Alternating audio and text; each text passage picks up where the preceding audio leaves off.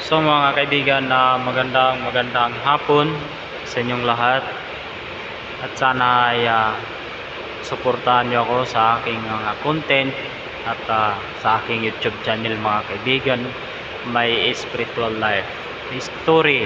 Mga kaibigan, ginawa ko ang aking channel na ito upang magbahagi ng kaalamang biblikal, lalo na para makarating sa mga kapwa natin, lalo na sa mga mahilig sa YouTube. Baka makadaan ito sa kanila at makapagbigay ng konting kaalaman mga kaibigan.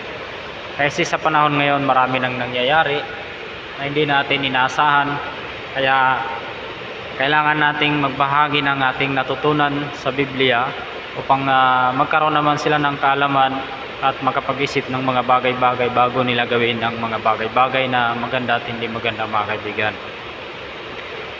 Huwag tayong basta-basta gumawa ng mga bagay na posibleng ikakasira ng ating buhay at lalo na sa ating mga kapwa. Kahit sabihin natin tayo ay magaling sa lahat ng bagay, pero hindi natin matatakasan ng Panginoon mga kaibigan.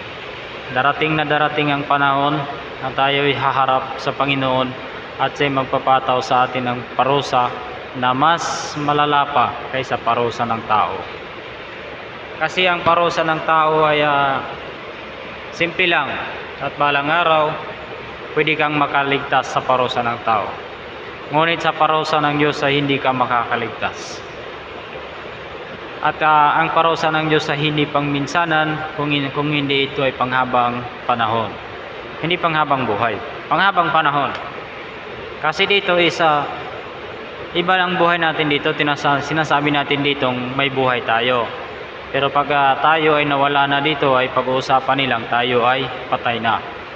At pagdating naman ng panahon na tayo ay haharap sa hukuman ng Diyos mga kaibigan, at kung tayo ay paparusahan, ito ay hindi panghabang buhay kundi ay panghabang panahon. Ika'y hindi mamamatay dahil ang buhay ay buhay.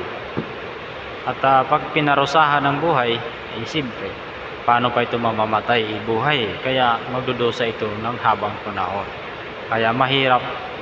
Kaya sabihin natin, kahit gaano natin kagaling tumakas, kung sakali gagawa tayo ng kalukuhan at takasan natin ng batas, ang batas ay kasi pwedeng takasan, pero ang hukuman ng Diyos ay hindi pwedeng takasan.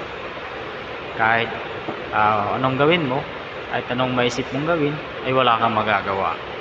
Dahil kailangan talaga humarap sa kanyang hukuman. Kaya kung ikaw ay may gagawing hindi maganda, huwag mo na lang ituloy.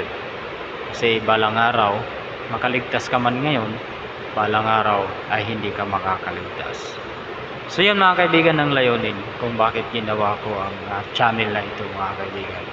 At sana ay makatulong sa inyo at kahit kunti man lang. So ingat kayo palagi mga kaibigan, and God bless.